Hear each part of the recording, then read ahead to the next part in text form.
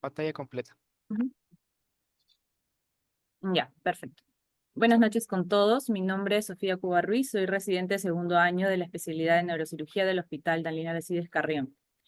El tema que voy a discutir con ustedes el día de hoy es sobre el diagnóstico temprano y el manejo inicial de un paciente con hemorragia subaracnoidea. Primero me gustaría saber quiénes de ustedes atienden en tópicos de emergencia. ¿Alguno de los que está acá presentes? Yo, Yanela. Ya, y me imagino que deben haber varios que sean guardia en emergencia y en algún momento se deben haber topado con un paciente con cefalea.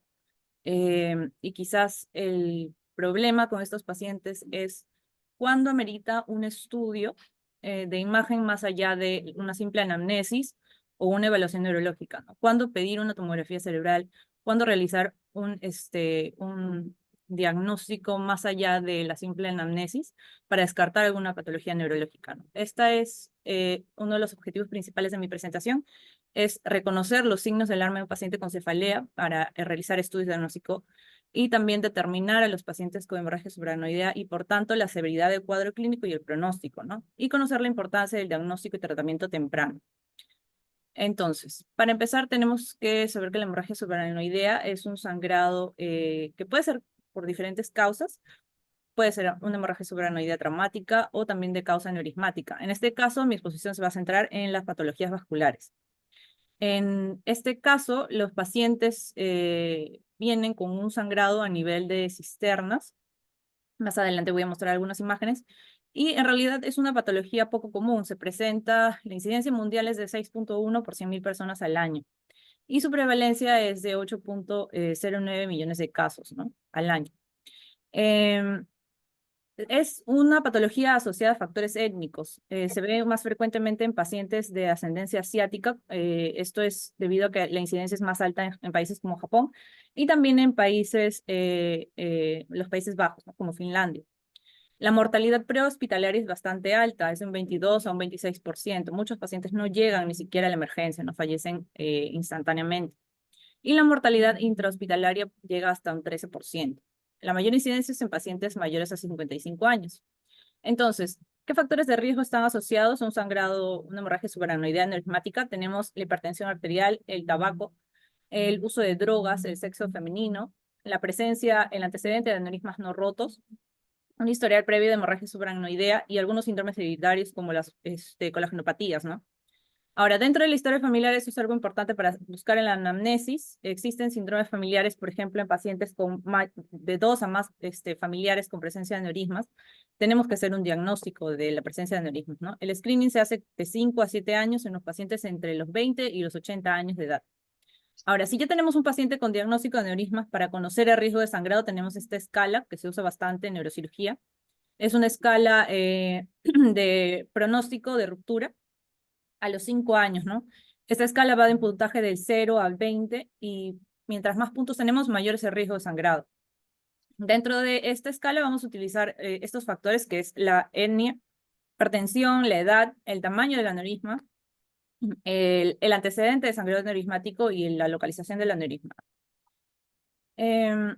Ahora, la historia natural y el pronóstico de esta patología. Lo más importante que quiero que se lleven de acá es básicamente que hacer un diagnóstico temprano va a mejorar el pronóstico en estos pacientes, ¿no? Más o menos alrededor de un 20% va a presentar alguna disfunción cognitiva, es decir, algún trastorno, no solamente de las funciones mentales superiores, sino también trastornos neuropsiquiátricos como depresión, fatiga, trastornos del sueño, que van a afectar al paciente, que generalmente es un paciente adulto dentro de su edad productiva, ¿no? Un paciente que todavía trabaja, que probablemente no tenga antecedentes patológicos de importancia, no suelen ser pacientes comórbidos, suelen ser pacientes incluso jóvenes que llegan a la emergencia con cefalea súbita y presentan este cuadro con una alteración significativa del estado neurológico. Ahora, el pronóstico se va a ver alterado por la presencia de algunos factores, en este caso la presencia o no de hemorragia asociada, el vasoespasmo sintomático, los infartos tardíos, la hiperglicemia, la fiebre, la anemia, el edema cerebral y otras comorbilidades, ¿no? Otras patologías asociadas. Em, Tenemos escalas predictoras que tengo acá, que tenemos acá este primer cuadro, que es la escala de Handy-Hess. Y en la parte de abajo podemos ver la escala de World Federation of Neurosurgery, que ambas son escalas predictoras de mortalidad y que se pueden realizar de manera bastante sencilla en un tópico de emergencia solamente con la evaluación clínica y la escala de Glasgow, ¿no? En este caso. Ahora, el pronóstico también va a empeorar con el resangrado, ¿no? Que es algo que vamos a comentar más adelante. Entonces, es importante realizar estas escalas predictoras en un paciente que llega a un tópico y que diagnosticamos con hemorragia subaracnoidea. Ahora, ¿cómo se va a presentar esta patología? El cuadro clínico principal es la cefalea, que suele ser una cefalea de inicio súbito, una cefalea en thunderclap, que va a ser de inicio súbito, de gran intensidad. Lo describen como la cefalea más grave que ha tenido el paciente en su vida. Y esto se va a presentar hacia un 80% de pacientes, ¿no? Algunos pacientes pueden presentar antecedente de cefalea centinela, ¿no? Que es una cefalea que se presentó semanas previas a este cuadro con una intensidad un poco menor, pero también de gran intensidad, que nos habla de un peor pronóstico también la presencia de cefalea centinela. Esa cefalea puede o no estar asociada a signos de alarma, por ejemplo, náuseas, vómitos, pérdida de conciencia, focalización, convulsiones, ¿no? Pero en muchos casos simplemente es una cefalea de gran intensidad y es importante no menospreciar este cuadro clínico porque hasta un 12% no se diagnostica adecuadamente en un tópico de emergencia, ¿no? Y este error diagnóstico, este infradiagnóstico va a llevar hasta un riesgo de muerte aumentado en 4 veces. De ahí la importancia de reconocer, ¿no?, al paciente con una cefalea con signos de alarma. Ahora, como comentaba, la hemorragia, perdón, la cefalea centinela se puede presentar de 2 a 8 semanas antes del cuadro hemorrágico y puede durar incluso días. Pocas veces se presenta asociada a náuseas y vómitos y la prevalencia es de hasta un 19.4% de pacientes, ¿no? Eso es una cantidad importante, pero no presente en todos, ¿no?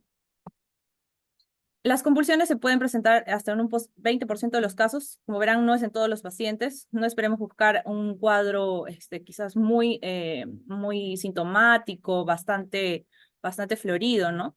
Y se suele presentar durante las primeras 24 horas y está asociada principalmente a la presencia de hematomas intraparenquimales, ¿no? Ahora, tenemos esta regla que quiero que la vean con atención, que es una regla que nos ayuda a determinar qué pacientes ameritan mayor estudio en el tópico, ¿no? Un paciente mayor o igual a 40 años que presenta rigidez de nuca, que haya presentado pérdida de conciencia, que tenga el inicio del cuadro esté asociado al esfuerzo físico, una cefalea en thunderclap, como ya hemos descrito, y una limitación a la flexión del cuello, ¿no?, que está relacionado a la rigidez de nuca. Esta regla nos va a ayudar a determinar qué pacientes van a ir a tomografía. Y es acá como realizamos el diagnóstico, ¿no?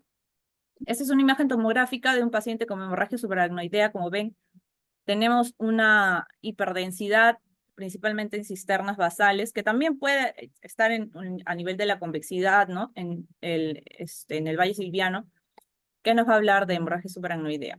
A veces puede estar asociada a hemoventrículo, como no. Por ejemplo, en este caso tenemos un paciente con una hemorragia subaracnoidea un poco más importante. Este vendría a ser un Fisher modificado 4, donde hay presencia de hemoventrículo y un hematoma intraparenquimal, ¿no?, como se ve en la imagen de la izquierda.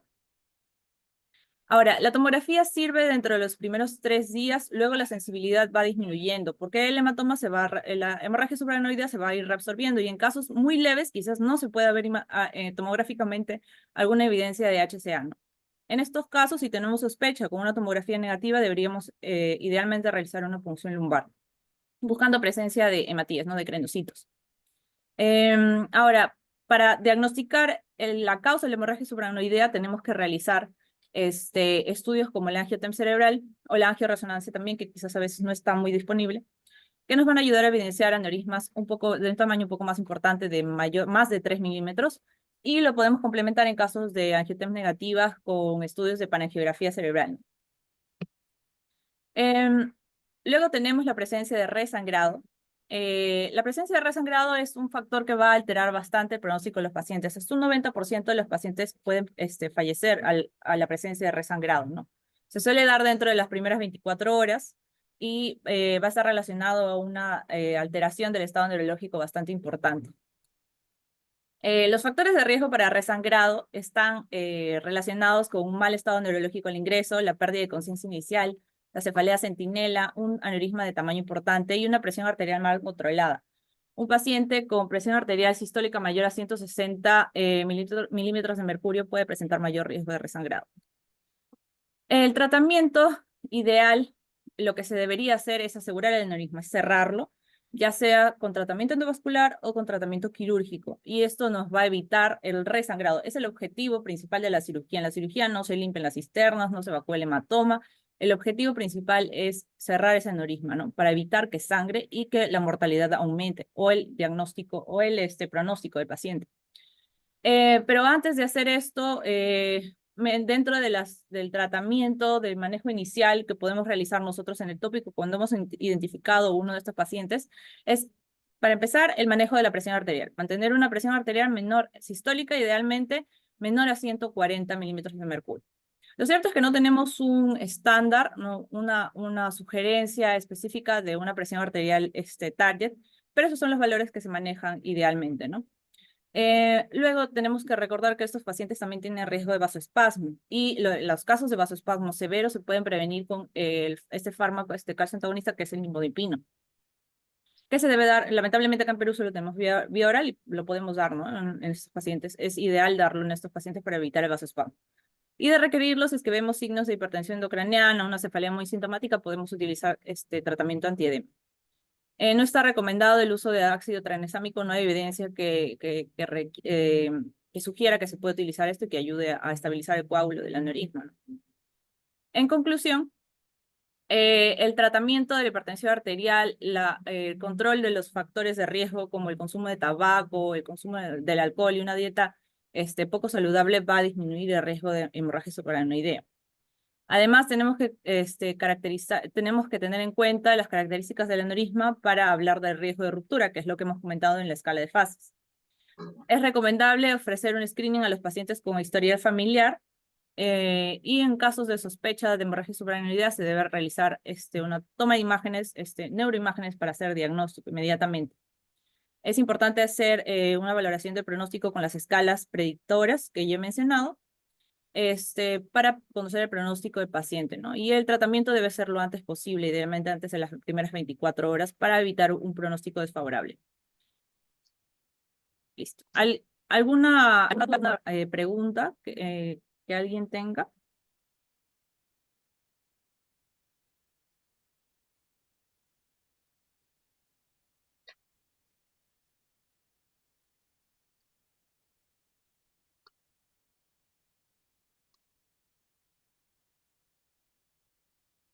Entonces, la mejor escala sería,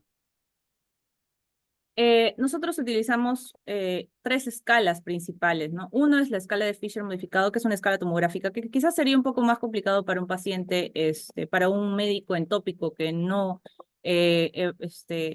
podría valorar idealmente las imágenes, ¿no?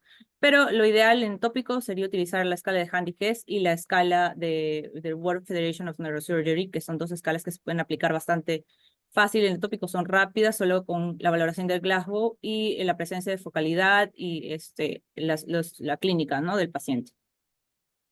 ¿Alguna otra duda?